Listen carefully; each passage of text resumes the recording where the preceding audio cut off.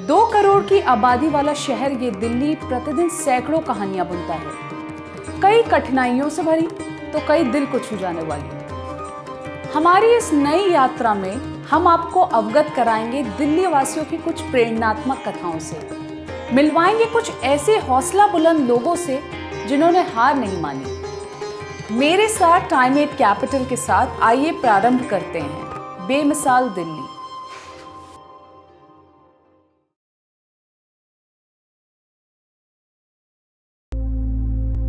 और वो जो वॉइस था वो बहुत स्ट्रांगली बाहर निकल कर आया, क्योंकि अब उनके हाथ में कला थी। वो कला उनको एक आमदनी दे रही थी और उस आमदनी से उनको एक आवाज़ मिल गई थी। She felt like powerful with in. That is one thing Khwab has done, like created a picture of self, that why not think about yourself? It's when you think about yourself, you take care of your health, you can do it for your child and family.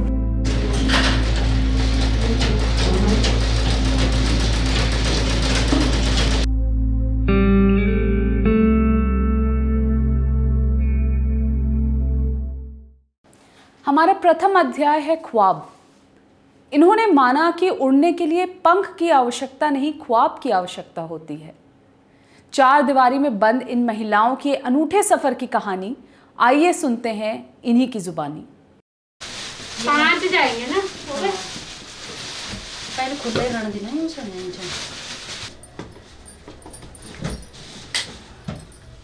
आपने यहाँ ख्वाब join करने के पहले कभी काम किया था? ऐसा नहीं तो घर में क्या कोई दिक्कत हुई जब आप ज्वाइन कर रही थी या कुछ ऐसा? नहीं, दिक्कतें तो कुछ नहीं, शुरू में तो हुई दिक्कतें, शुरू में हुई, बस हस्बैंड लोग मना करते थे।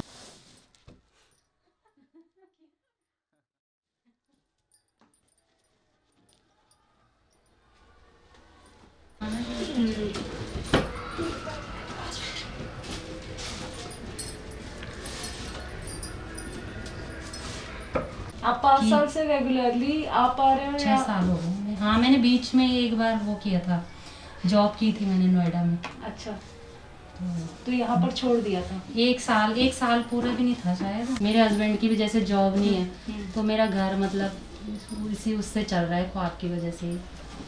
जो भी 2 पैसे आते हैं उसी से। मार्च से उनकी जॉब नहीं है। शुरू से ही था कि मुझे कुछ करना है, तो मुझे ख्वाब में ये चीज़ें सीखने को मिली। सीखने का मेरा शुरू से ही रहता था, बचपन से ही था कि शौक में कुछ करूं, कुछ बनूं। तो मुझे अच्छा लगा ख्वाब में जब मेरे को मैनेजर के वो मिला तो मेरे को सबसे अच्छा लगा। बुलाया जाता है तो बहुत अच्छा लगता है। हाँ, चाहे छोटा सा ही है पर जो भी है पर बहुत अच्छा लगता है, बहुत अच्छा लगता है। मतलब कोई भी बोलता है ना कि हमें काम करना है तो फिर बोलते हैं कि लगवाओगे, हमें कितना पैसा मिलेगा, क्या मिलेगा। तब हम सोचते हैं कि यार हमने उस टाइम पे ऐसा नहीं सोचा कि हाँ कितना पैसा मिलेगा। ये एक दूसरे से लगाव था ना, स्कूल छोड़ने जाते थे, बच्चों को मिलते थे सब लोग, अच्छा लगता था दीदी औरों से मिलना, बात करना। तो ये घर आती थी आपके? घर कई बार घर भी आते थे, बच्चों को अलग से पढ़ाते भी थे। अच्छा। किसी के घर पे, किसी के छत पे अलग से पढ़ाया। लेकिन मेरे को इतना अच्छा लगता है कि मेरी बेटी आज जिस लायक बनी है तो उसी वजह से बनी है। इतना अच्छा पढ़ लेती है, बोल लेती है, बिल्कुल झिझक नहीं होती है उसको। अच्छा। हाँ, थोड़ा बहुत कॉन्फिडेंस उसने मेरे को भी दिया है। मेरे को तो आवाज़ ही नहीं निकलती थी, पर उसी की वजह से उसको देख के अभी तो इतना बात कर रहे हैं उसी को देख के। लेकिन मुझे पहले नहीं होता था इतना बात करने का किसी से ना। बच्ची को छोड़ के आने में कोई दिक्कत? कभी कभी साथ भी ले आते थे। अच्छा। छोटी थी ना तो यहीं ले आते थे, यहीं सुलाते थे, सभी लोग ध्यान रखते थे। अच्छा, सब मिलकर? कभी कभार ले आती थी जब ज़्यादा उसको रोने का वो होता था ना। अब धीरे धीरे समझ जाती है वो भी। अब अच्छा। शुरू से ही रह जाती थी घर में। अच्छा। बस।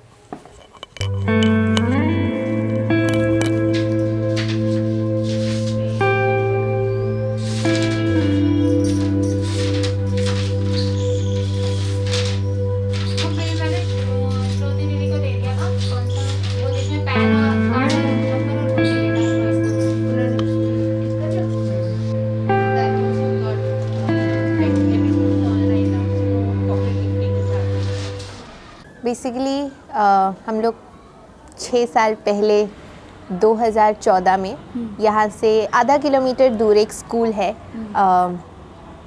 जिसमें मैं और मेरी को फाउंडर श्रुति हम लोग पढ़ाते थे। तो एक फेलोशिप है टीच फॉर इंडिया करके, जिसमें हमें अपने 2 साल फुल टाइम एक गवर्नमेंट स्कूल में देना होता है बच्चों को पढ़ाने के लिए। और इसका एम ये होता है कि उन 2 साल में जो उन बच्चे और जो एक नॉर्मल उसी ग्रेड का बच्चा एक प्राइवेट स्कूल में पढ़ रहा है, उनके बीच में जो एजुकेशन गैप है हम उसको कैसे कम कर सकते हैं। और उसको कम करने के लिए हम एक तो क्लास में पढ़ाते भी हैं, और हम उस बच्चे की लाइफ में जो डिफरेंट स्टेक होल्डर्स हैं जो इनको इम्पैक्ट करते हैं, उनके साथ बहुत डीप लेवल पे काम करते हैं स्कूल आवर्स के बाद। तो एक चीज़ जो मैं और श्रुति करते थे रोज़ स्कूल के बाद, तो हमारा स्कूल बच्चों के घरों से आधा से 1 किलोमीटर दूर होता था। तो क्योंकि छोटे बच्चे थे 3rd और 4th में, तो वो बोलते थे दीदी हमारे साथ चलो हमें घर छोड़ने। तो हम ऐसे उनके साथ चलते थे। और मंडावली जहाँ पे बच्चे रहते थे, एक लो इनकम कम्युनिटी है पटपड़गंज में, उसमें बहुत सारी गलियाँ हैं और उन गलियों में हम खो जाते थे। हमें पता नहीं चलता था कि ये कौन सी गली है, और बच्चे हमें बस लेकर चल देते थे। और जब हम बच्चों को छोड़ते थे, हर बच्चे की एक ख्वाहिश होती थी कि आप मेरे घर के अंदर आओ। मैं चाहती हूँ कि आप मेरे घर के अंदर आओ। तो जब भी हम हर रोज़ जैसे 1 बच्चे या 2 बच्चे के घर जाते थे, तो घर में एक ही इंसान होता था, वो होती थी उसकी मदर, उसकी माँ। क्योंकि जो फादर होते थे वो तो ऑफिस में या काम पे चले गए होते थे, और जो भाई होता था वो 2nd शिफ्ट स्कूल में, सरकारी स्कूल में सुबह गर्ल शिफ्ट होता है और दोपहर को बॉयज़ शिफ्ट। और हम सारी लड़कियों को ही पढ़ाते, हमारा एक ऑल गर्ल्स क्लासरूम था। तो घर पे ये माँ होती थी, हर घर पे ये माँ होती थी जो तैयार होती थी खाना बना के कि बच्ची आएगी और वो खाना खाएगी। तो हम उनसे बहुत बात करते थे जानने के लिए कि हम यहाँ पे सिर्फ 2 साल के लिए हैं, पर 2 साल बाद कौन है जो इंश्योर करेगा कि ये बच्ची अपनी पढ़ाई पूरी ख़त्म करे, कॉलेज जाए, एक जॉब ले जो उसको पसंद है, और उसके हाथ में वो पैसा हो ताकि वो फाइनेंशियली इंडिपेंडेंट हो। तो जो हमने अपने लिए जो सपने देखे थे, अगर हम वो पूरा नहीं कर पाए, तो हम इनके लिए सपने देखने के अपने आप को काबिल नहीं समझते। और हम पूछते थे क्यों नहीं समझते, तो उनका एक ही जवाब होता था कि हमारा जो रोल है वो बच्चों को स्कूल छोड़ना लाना है और घर के कामकाज है, उसके अलावा हमारा कोई रोल नहीं है, क्योंकि हमारे हाथ में कोई डिसीजन मेकिंग पावर नहीं है। जो भी डिसीजन मेकिंग पावर है वो फादर के हाथ में, क्योंकि फादर के हाथ में मनी है, जिसके हाथ में पैसा है उसी के हाथ में वो डिसीजन मेकिंग पावर है। तो हर रोज़ जब हम ये सेम चीज़, हम करीबन 100 महिलाओं से मिले होंगे, 100 माँओं से मिले होंगे, और जब हर घर में हमें सेम चीज़ सुनने को मिली, तो हमें लगा कि ये प्रॉब्लम है कि अगर इन मदर्स, इन माँओं का एक्सपीरियंस हम चेंज नहीं करेंगे, तो वो अपने बच्चों का एक्सपीरियंस कभी चेंज नहीं कर पाएंगी। तब हमने सारी महिलाओं से बात किया और हमने उनको ये बोला कि आपका जो रोल है सोसाइटी में, वो सिर्फ घर के कामकाज करना नहीं है, वो अपने हस्बैंड या अपनी फैमिली के साथ कदम से कदम मिला के चलना है। और उन्होंने कहा कि इसका क्या मतलब है, क्योंकि हमने कभी अपने आप को किसी और रोल में इमेजिन नहीं किया। तो हमने बोला आप सब अपने घर से बाहर निकलेंगे अपने लिए। और उन्होंने पूछा क्या करेंगे निकल के, हमने कहा कुछ सीखेंगे। उन्होंने कहा क्या सीखेंगे, हमने कहा वो आप बताओगे कि आप क्या सीखना चाहते हो। तो उन सब ने यूनानिमसली बोला कि हम सिलाई सीखना चाहते हैं। तो हमने कहा आप सिलाई क्यों सीखना चाहते हो, तो उन्होंने कहा हम सबको शादी पे एक सिलाई की मशीन गिफ्ट होती है, और हम जब गांव में थे तो तब वोकेशनल ट्रेनिंग में हम सब ने थोड़ा बहुत सीखा है, पर इतना नहीं सीखा कि हम खुद के कपड़े भी सिल सकें।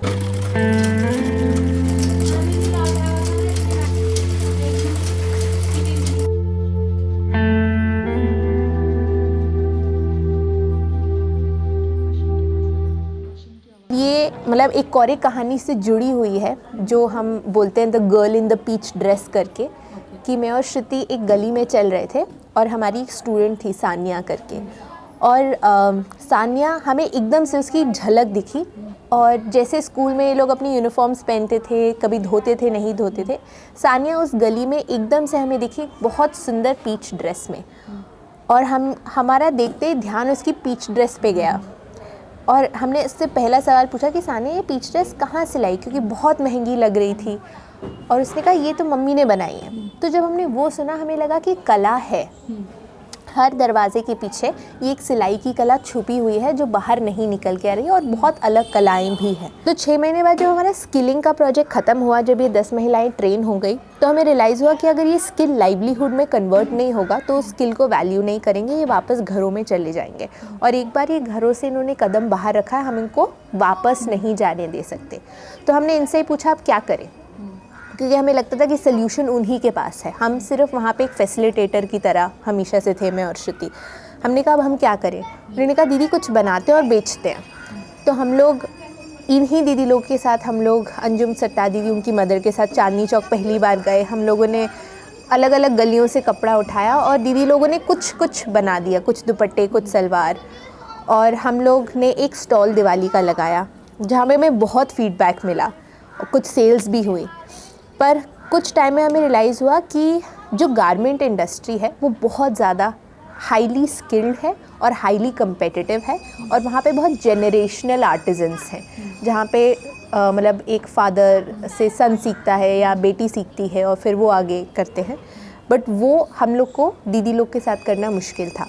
अगर कस्टमर हमसे पूछा था कि आप डायरी बनाते हैं, हम वो कोशिश करके बनाते थे, और अगर उनको पसंद आता था हम ऑर्डर लेते थे। तो अभी हमारे पास मोर देन 100 प्रोडक्ट्स हैं, और वो हर प्रोडक्ट एक कस्टमर की क्वेरी से जनरेट हुआ है। सो वो जितने भी कस्टमर्स थे जिन्होंने अपना प्रोडक्ट एक क्वेरी से प्रोडक्ट में कन्वर्ट होते देखा है, वो सब हमसे बहुत एक डीप लेवल पे जुड़ गए। वहाँ से ख्वाब की लाइवलीहुड की जर्नी शुरू हुई, जहाँ पे हर एक प्रोडक्ट हमने कस्टमर की क्वेरी के बेसिस पे बनाया है। हमारा नॉलेज प्रोग्राम शुरू हुआ जब हमें रियलाइज़ हुआ कि स्किल के बाद जब हमने इनको लाइवलीहुड्स दे दी, इनके पास नॉलेज नहीं है, फिनेंशियल नॉलेज नहीं है कि वो चैनलाइज कैसे करें उस पैसे को। तो तब शुरू हुआ स्त्रीशाला, स्त्री के लिए पाठशाला, जहाँ पे हम उनको बेसिक्स ऑफ फिनेंशियल लिटरेसी बताते थे। तो सबसे पहले हमने क्या किया, हम लोग इनिशियल पहले 2 साल जो भी इनके 200, 500, 1000 रुपये बनते थे हम उनको हाथ में देते थे नगद। हमने रियलाइज़ किया कि ये तरीका गलत है। हमने सबसे पूछा आपके बैंक अकाउंट्स हैं? आधों ने बोला नहीं है, आधों ने बोला हाँ है, जॉइंट है हस्बैंड के साथ। तो हमें वो फर्स्ट प्रॉब्लम दिखी, तो हम लोगों ने सबके पहले बैंक अकाउंट्स खुलवाए। कईयों के पास पैन कार्ड्स नहीं थे, पर तभी पेटीएम आ गया था, तो पेटीएम से बात करके हमने सबके पेटीएम सेविंग्स बैंक अकाउंट खोल दिए। और जब पहली बार सबको अपना चेक मिला और चेक उन्होंने जाके डिपॉज़िट किया, हमारे पास उसकी फ़ोटो अभी भी है। वो इतने खुश थे to own a bank account and to get money in a bank account. And उनके मोबाइल पे जब मैसेज आता है कि आपकी सैलरी क्रेडिट हो गई है, तो वो जो एम्पावरिंग फीलिंग थी वो उनके लिए बहुत ज़्यादा इम्पॉर्टेंट थी। जब वो हस्बैंड पूछता है अरे तेरी सैलरी आ गई है, या आज क्या ख़रीदने वाली है, आज तो सैलरी आ गई है। ख्वाब, सो जब हमने ख्वाब की शुरुआत की थी तो हम एक्चुअली मैंने और श्रुति ने जब ये आइडिया सबको बताया था, तो 3-4 टीचर्स हमारे साथ और जुड़ गए थे 1 साल के लिए, 6 महीने के लिए, जिन्होंने हमारी सपोर्ट करी। और हमारा एक थर्ड को-फाउंडर भी है, यश, जो अभी ऑस्ट्रेलिया में है। तो यश क्रिएटिव माइंड था, तो जब हमने बोला कि नाम सोचना है, बिना नाम के कैसे कर सकते हैं, तो यश ने एक्चुअली हमें 100 नाम भेजे कि ये भी हो सकता है, ये भी हो सकता है, समर्पण, सम्मान, पता नहीं क्या क्या। एंड उन 100 नामों में से एक नाम ख्वाब भी था, और हमें बस पसंद आया, क्योंकि हमारी हर कहानी में जो हर एक चीज़ जो हम सब बोलते थे वो थे कि इन माँओं के भी सपने थे और वो सपने कहीं छूट गए, और उन सपनों को आज पूरा करने के लिए हम ये शुरुआत कर रहे हैं। तो वो जो ख्वाब शब्द था वो कहीं पे क्लिक किया, हम सबके साथ क्लिक किया, और हमने कहा like it is about the khwab of these women, and these khwabs might change but it is about fulfilling their khwabs, ताकि वो आगे अपने बच्चों के ख्वाब पूरे कर सकें, एम्पावरिंग हर ख्वाब so that she can empower her child's ख्वाब।